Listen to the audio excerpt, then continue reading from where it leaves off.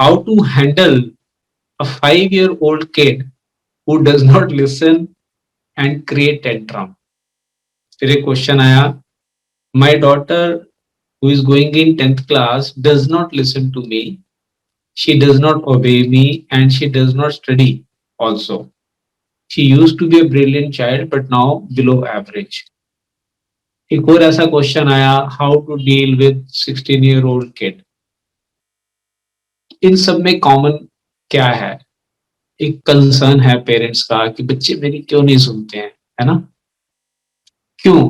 क्योंकि अभी मैं इनफैक्ट ये बाई चांस ये क्वेश्चन कल किसी का वाइस फोन आया हमारे किसी फ्रेंड का, तो कुछ उनके पर्सनल इश्यूज थे, वो डिस्कस कर रहे थे, तो उसी में उन्होंने भी एक क्वेश्चन पूछा कि भी ऐसे ऐसे बच्चा उनका जो है वो सुनता नहीं है, और सुनता क्या नहीं है, वो पढ़ता नहीं है और सारा दिन नेटफ्लिक्स पे ही लगा रहता है, और उसके भी 12th के एग्जाम आने वाले हैं और पेरेंट एज अ पेरेंट उनको कंसर्न है, विच इज राइट। अब यहाँ पे दो डिफरेंट एस्पेक्ट्स हमारे पास आते हैं। एक्चुअली क्या होता है, मैंने उनसे ही पूछा ये क्वेश्चन कि आप जब 12th में थे कितने परसेंट मार्क्स आते थे हमारे, मतलब आई स्टिल रिमेम्बर मेरे 68% आए थे 12th में, तो मतलब पूरे मोहल्ले में लड्डू बटे थे, ये हालत थी उस समय। 60% फर्स्ट डिवीजन लाना अपने आप में बहुत बड़ी बात थी, और आजकल लोग बच्चे 90% नंबर लेके आ जाते हैं। Can you imagine? 70-80 तो एवरेज ही समझा जाता है, 90-95 से ऊपर बच्चे को जो है वो माना जाता है कि ये बच्चा इंटेलिजेंट है। और ये वो बच्चे लेके आ रहे हैं जो पढ़ते नहीं है, उनके पेरेंट्स के हिसाब से पढ़ते नहीं है। I have 2 kids. My daughter, most of you know, is a chartered accountant and my son is doing CFA. और मुझे उनका बचपन याद आता है कि एज जब तक हम इस नॉलेज से रूबरू नहीं हुए थे और हमारा माइंडसेट चेंज नहीं हुआ था, तो हम भी बच्चों को डांटते रहते थे, पढ़ पढ़ पढ़ पढ़।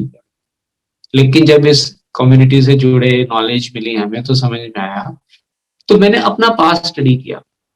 When I used to be a kid, I had a very good habit according to me, which was bad according to my parents.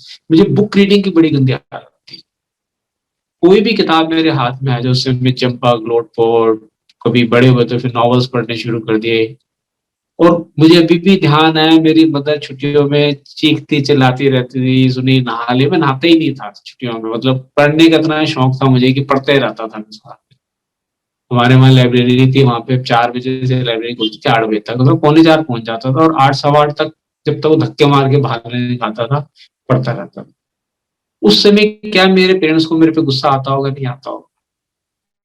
Certainly yes, मेरी पर गुस्सा करती थी मुझे हमेशा। फादर तो होते नहीं थे, काम पे गए होते थे।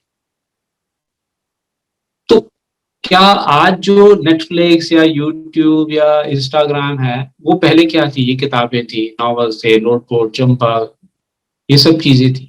दोस्त यार थे, बाहर घूमते रहते थे सारा दिन, नवाजे लगाते थे हमारे मदर, घर आ, और अब दोस्तों से छुटकारा मिलता ही नहीं था, पर आते ही नहीं थे हम लोग। लेकिन फिर भी सीए बन गए, मेरी बेटी भी सीए बन गई। तो मैसेज में क्या देना चाह रहा हूँ, हमने एक पीछे एक वीडियो बनाई थी, लॉ ऑफ अलाउेबिलिटी। हम अपना बचपन देखते हैं कि जब हम पेरेंट्स के डर से बैठ के सारा सारा दिन बैठ के किताब लेके बैठ रहे थे, कि एक्चुअली में पढ़ते थे हम? ऑनेस्टली बताइए, क्या पढ़ते थे? क्या वो इस एज में, टीन एज के अंदर कौन सा बच्चा है? बहुत रेयर बच्चे हैं, ऐसा नहीं मैं कहूंगा कि नहीं है, वो गॉड गिफ्टेड होते हैं, सेल्फ अंदर से जिनको एक मोटिवेशन होती है पढ़ने की, वो सिंसियरली पढ़ते हैं। Yes, I have few kids in my extended family वो आर, मतलब एक होता है ना बॉर्न जीनियस। बट एक एवरेज बच्चा जो है वो एवरेज, मेरे बच्चा, मतलब मुझे ध्यान है मेरा बेटा जो 10th में था, मैं कहता हूँ अगर सीसीटीवी कैमरा लगाया होता ना हमने अपने घर में, तो मुझे लगता था बच्चा पास भी होगा या नहीं होगा। Honestly I am telling as a parent. But he in 10th he scored 10 out of 10 CGPA।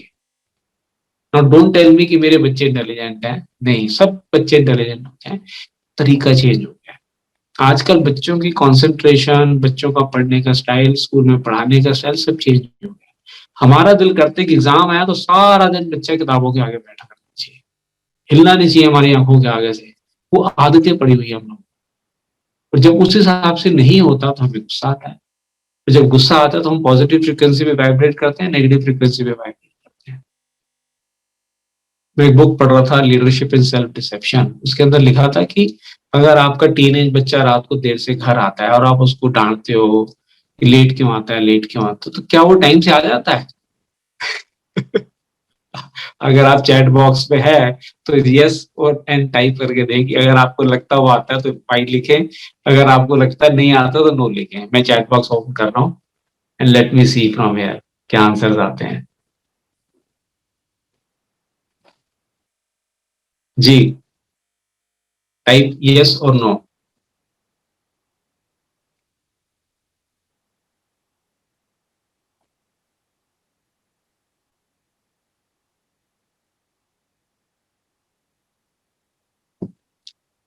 Answer is no.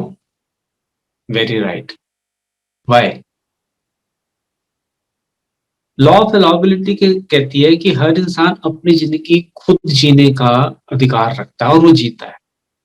पहले भी हमारा मन नहीं मानता, लेकिन हमारा फियर होता था, पेरेंट्स का एक रिस्पेक्ट होती थी, उनकी आंख देख के हम डर जाते थे। आजकल बच्चों की आंखें देख के पेरेंट्स रखते हैं।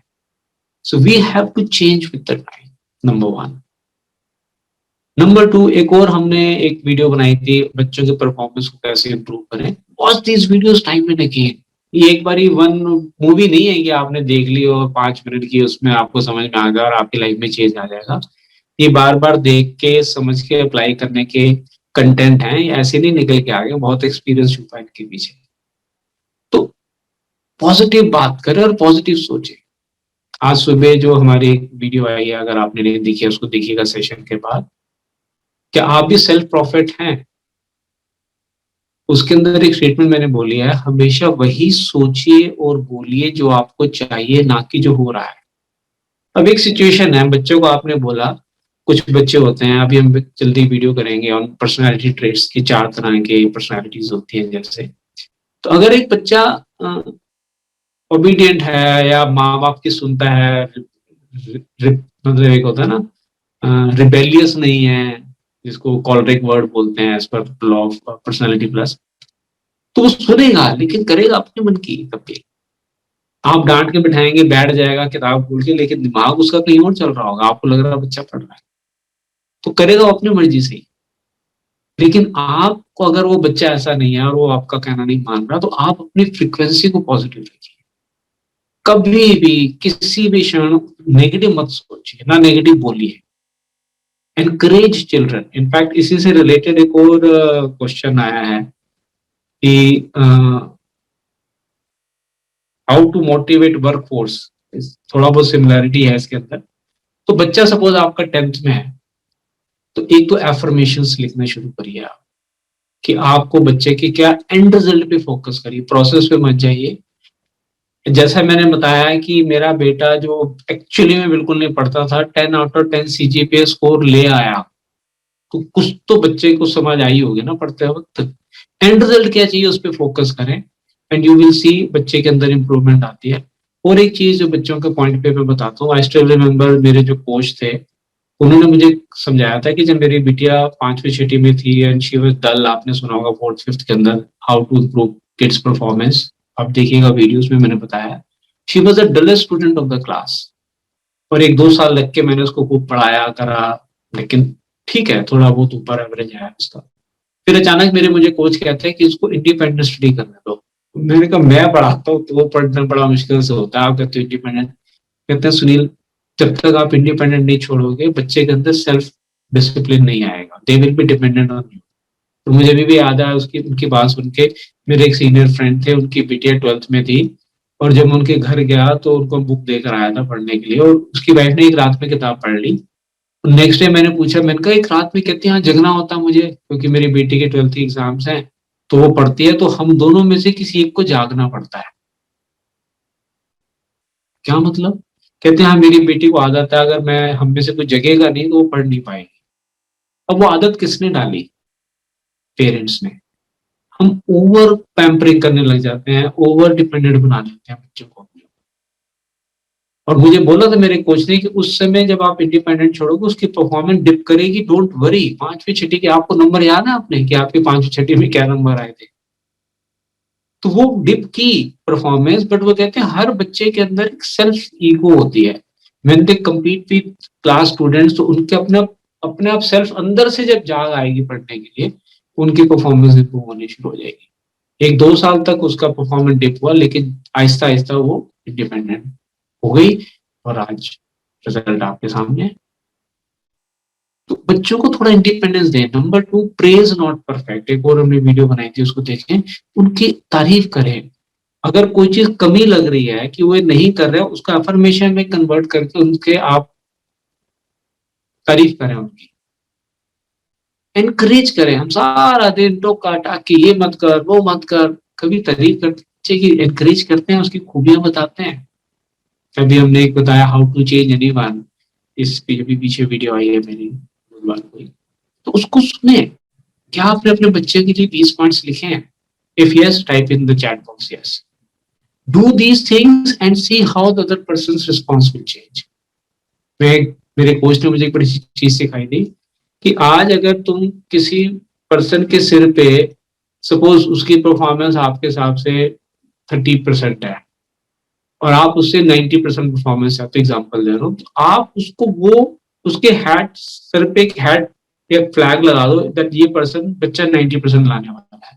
उस निगाह से उस बच्चे को देखो, उस निगाह से उस बच्चे को रिस्पेक्ट दो, उस निगाह से उस बच्चे के साथ बात करो, और that person will come up to your expectation level, and it applies in everywhere, whether you are dealing with workforce or anything else.